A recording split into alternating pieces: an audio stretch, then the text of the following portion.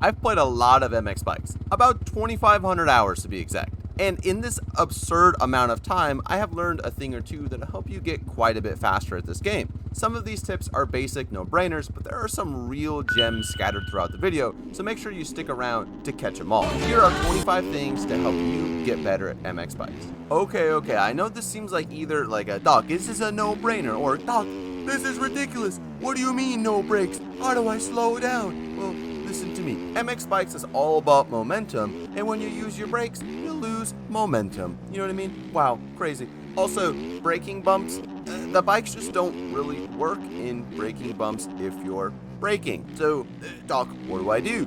You gotta engine brake. You know, like when you're braking through braking bumps, the bike just, it doesn't react the way that you would think it reacts, and it kind of like amplifies each bump. Now, I believe that has been improved a lot with Beta 18 bikes, but it's still a bit odd. Just make sure you use engine braking as much as possible over your actual brakes, and you'll improve your lap times a lot. Trust me. Probably the #1 question I get asked is, Doc, how do I get better at the game? As if there's like one specific thing that you're missing. Just like, oh, click A 6 times and you'll drop your... No. The reality is just play the game, but if you're playing on bad settings, it's gonna hold you back a lot. Trust me, I played 1,000 hours of this game on 8% direct lean. Yeah, I'm a psychopath. And I feel like it created a ton of bad habits. And it's held me back a ton. And I think the last 1,500 hours of me playing this game have been like breaking those bad habits. For really good settings, I would suggest Lynds' video or King Ryder's settings video. I'll link both of those in the description. Speaking of bad habits, because I played on such a low direct lean, I formed this awful habit of tapping my right stick when I turn instead of just being smooth with it. Here's a clip of King Ryder going through a corner. And here's a clip of me going through the same corner. Yeah, did you guys see that? Don't be like Duck. Be like Ryder. Be smooth. It'll benefit you greatly in more ways than one. First, you can be way more accurate with your steering, but also the bike just, you know, deals with bumps and turns and everything just so much better. It's way more predictable when you're smooth, which will obviously help you go faster. So don't be like Doc. Don't do it. This is an interesting one, but this is a really big one. When you sit in MX bikes, your bike actually teleports up to your butt, which obviously in real life, when you sit, you go down to the bike, but it's the other way around in MX bikes. This can be really useful, like especially in Supercross, if you're gonna clip your back tire on a jump as you're going into a rhythm section or in the middle of a rhythm section. If you lean forward and sit, that tire can actually come up a little bit and help you get over that so you don't clip your back tire, you keep a little bit more momentum. On the flip side of that, if you're trying to keep a drive going forward and you need to keep your back tire on the ground, you can actually stand and it'll shove that back tire down. It's really helpful in like rollers, trying to keep the weight on the rear end. Honestly, the possibilities are like endless with this specific technique. It's really, really helpful, so there you go. Man, this is a really tough one for me to put into practice as well, but man, is it helpful. If there's a track you don't like to play, man, just play it a lot.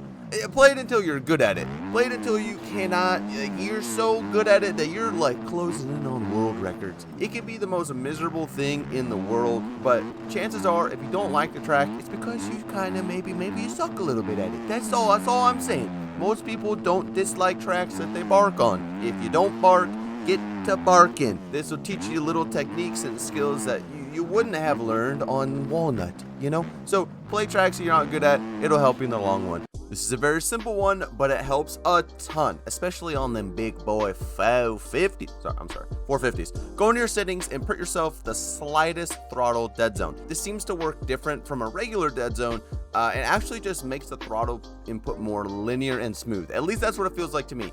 I set mine to like 0.4 and I noticed a huge difference. Okay, well, we're on the topic of good settings. Here's another awesome setting for you.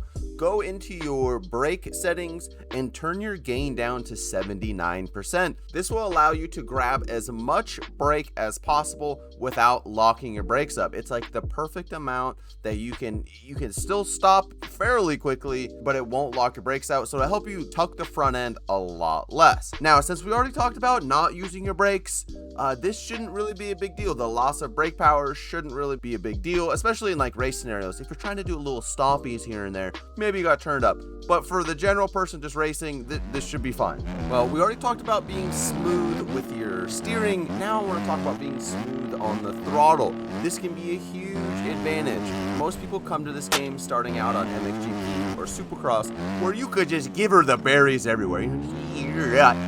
MX Bikes is not that way at all. And the sooner you learn this, the lower your lap times will be. Trust me, just get onto it a little softer, okay? We don't need to be out here all, just the barsher in it everywhere, okay? It's fine. Hello, hi, my name is REAPERDOC, and I'm the YouTube setup guy for MX Bikes. And I'm also, as the setup guy, I'm here to tell you that a setup isn't gonna make or break your lap times. I'm just saying, hear me out, don't attack me. If you suck, you're still gonna suck with a good setup.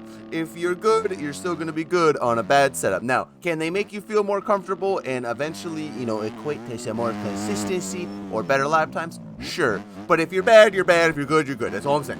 Okay, so you guys just read that title, and yeah, I would like to say the amount of people getting into arguments and just kind of like going at each other because you cross jumped me, or you took me out, or whatever. It's just silly. The reality is the majority of players playing this game do not have the skill to be as precise that you think that they should be.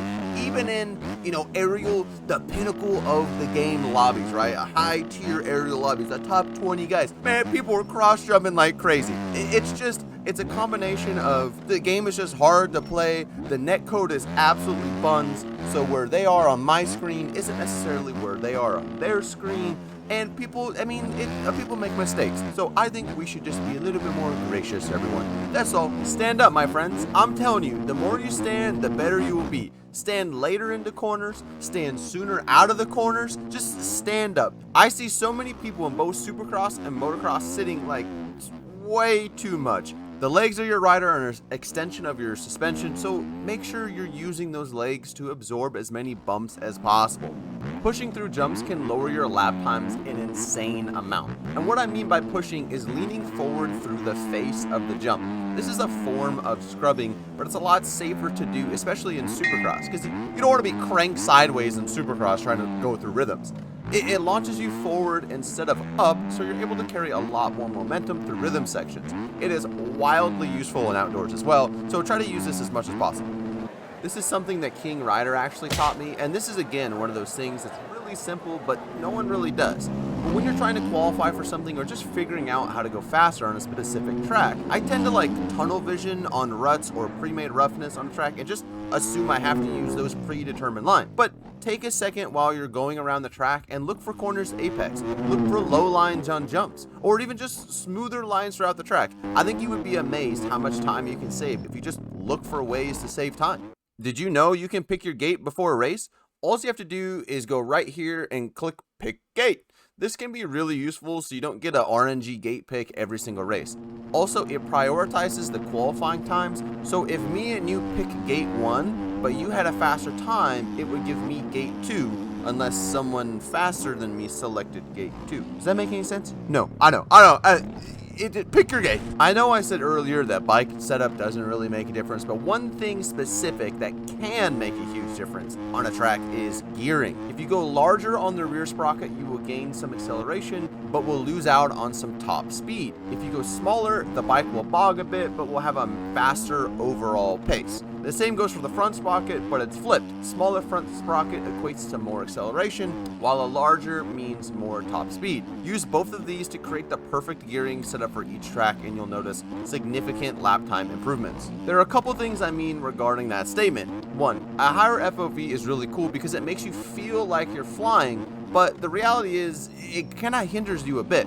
When you have a lower FOV, you can see the track coming at you at a much slower pace, and that helps you make better micro adjustments. Also, this game rewards being smooth, so if your inner Justin Barcia is coming out, yes, that's a second Justin Barcia reference, and you feel like you're flying, you're probably losing time because you're not being smooth.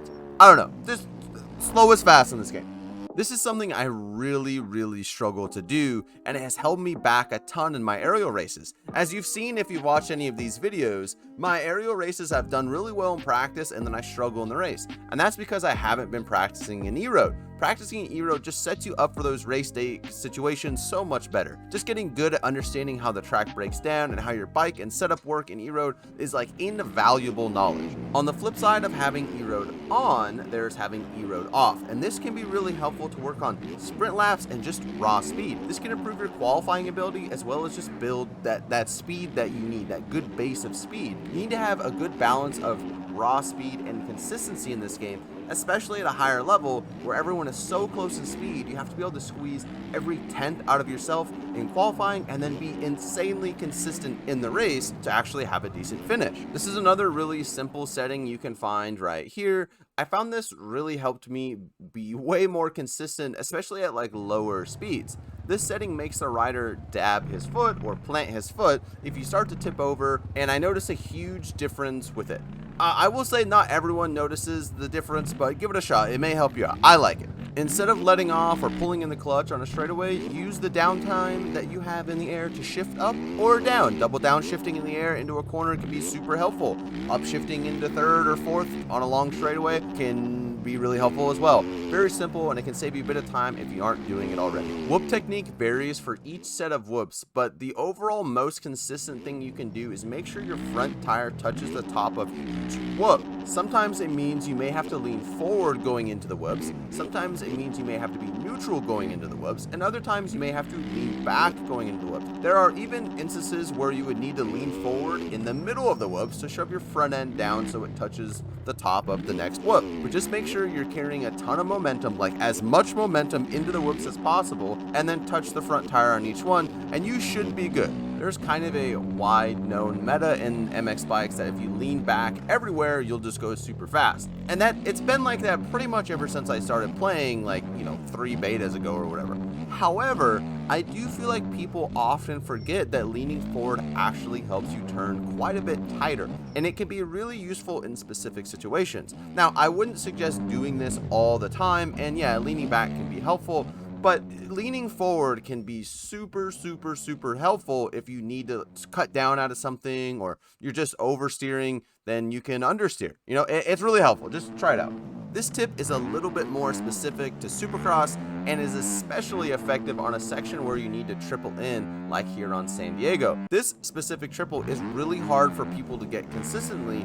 I believe the reason is they are unintentionally scrubbing because they are still leaned over coming out of this berm. What you need to do is basically steer the opposite direction of the way you're turning on the face of the jump. So on this specific triple, since you're leaning to the right coming out of a right-hand corner, going into the jump, you'll need to steer your stick back to the left, and that'll stand the bike back up straight, which will give you all that pop you need to get over the triple. Once you are able to master this actually unlocks like 2 techniques where if you need to go shorter distance, you can kind of just come at it at a jump at an angle, and that'll help you shave off some distance, or if you really need to get pop, you can stand up straight. It can help you a lot. Lean back as much as possible in this game and counter lean in your corners. What I mean about leaning back is literally just that. Lean back on straightaways, in corners, everywhere that you possibly can. Counter leaning means if you're turning left, you lean your rider to the right. This can help you, it's called weighting the outside peg. This can help you get a lot more traction in the corners. Now, I don't think it's as necessary as a lot of people think. I don't do it as much as I can, but there are definitely a lot of situations where it is really useful. I hope this helps you improve and get even more enjoyment out of this wonderful game. I love you guys, and I'll see you in the next one. Peace!